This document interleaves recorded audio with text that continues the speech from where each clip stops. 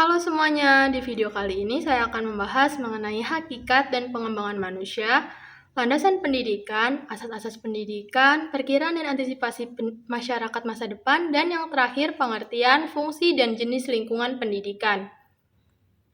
Hakikat manusia adalah seperangkat gagasan atau konsep yang mendasar tentang manusia dan makna eksistensi manusia di dunia. Hakikat manusia memiliki dua sifat, yaitu bersifat filosofis dan bersifat normatif.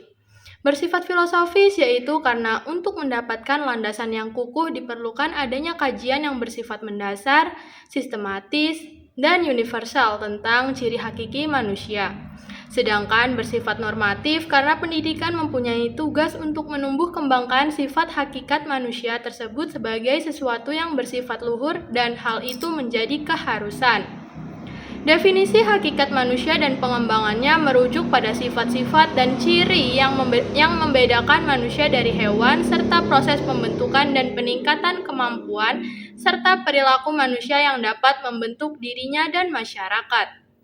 Perkembangan manusia ditentukan oleh faktor-faktor yang dibawa manusia sejak lahir seperti pembelajaran, pengalaman, dan pengaruh lingkungan. Pendidikan mempunyai peran penting dalam membentuk dan memperluas sifat hakikat manusia, seperti kemampuan menyadari diri, kemampuan bereksistensi, kata hati, kemampuan bertanggung jawab, moral, rasa kebebasan, kesediaan melaksanakan kewajiban dan menyadari hak, serta kemampuan menghayati kebahagiaan. Dimensi-dimensi hakikat manusia terdiri dari dimensi keindividualan yang merupakan dimensi hakikat manusia yang fokus pada aspek individu, contohnya kepribadian, karakter, dan kemampuan individu. Yang kedua yaitu dimensi kesosialan, merupakan dimensi hakikat manusia yang fokus pada aspek sosial, contohnya berinteraksi dengan tetangga atau keluarga. Yang ketiga yaitu dimensi kesusilaan, merupakan dimensi hakikat manusia yang fokus pada aspek moral dan etika, contohnya kepedulian terhadap orang lain.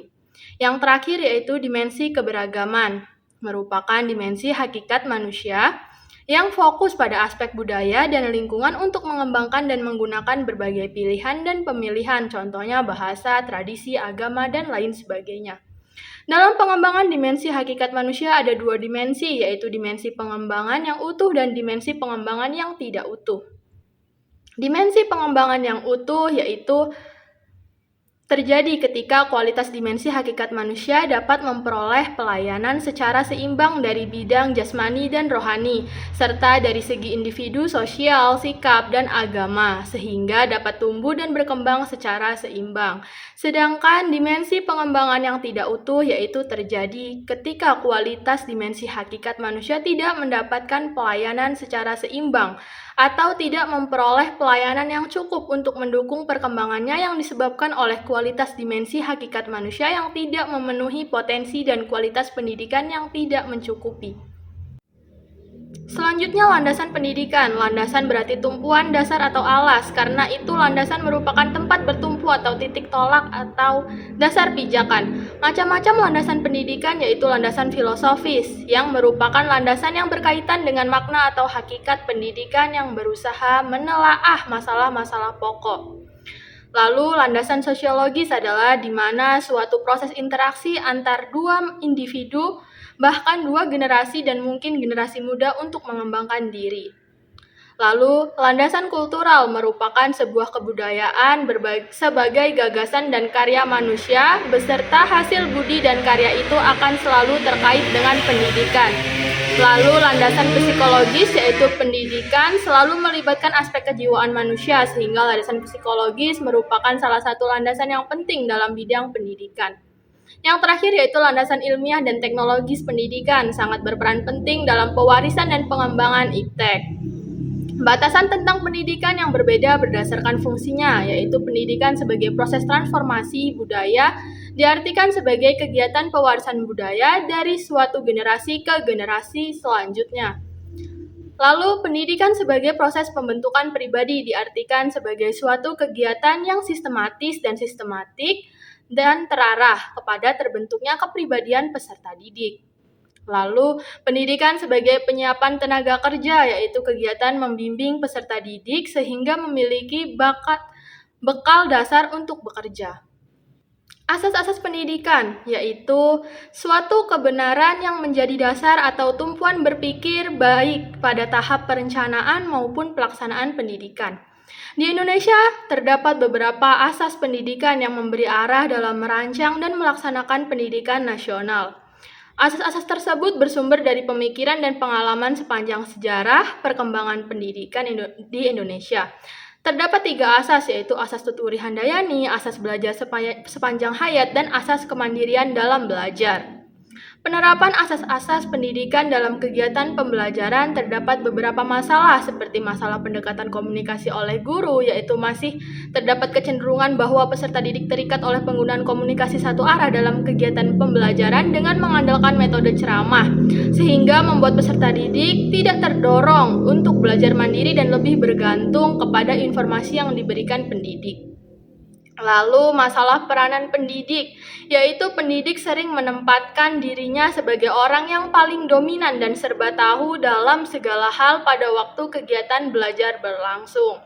Selanjutnya masalah tujuan belajar, seperti learning to know atau belajar mengetahui dan mencari tahu informasi yang dibutuhkan serta berguna bagi kehidupan, dan learning to do atau mengajarkan peserta didik untuk memecahkan permasalahan di sekitarnya.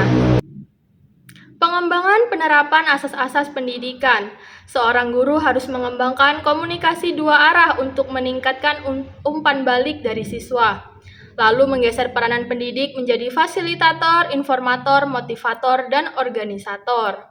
Lalu mengembangkan tujuan belajar menjadi learning to know, learning to do, learning to live together, dan learning to be. Perkiraan dan antisipasi masyarakat masa depan. Pendidikan nasional dilaksanakan berdasarkan latar kemasyarakatan dan kebudayaan Indonesia.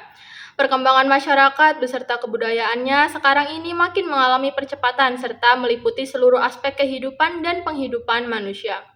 Perubahan yang cepat tersebut mempunyai beberapa karakteristik umum yang dapat dijadikan petunjuk sebagai ciri masyarakat di masa depan, di antaranya yang pertama yaitu kecenderungan globalisasi yang memiliki 4 bidang gelombang globalisasi yang paling kuat dan menonjol daya dobraknya, seperti bidang iptek, bidang ekonomi, bidang lingkungan hidup, dan bidang pendidikan.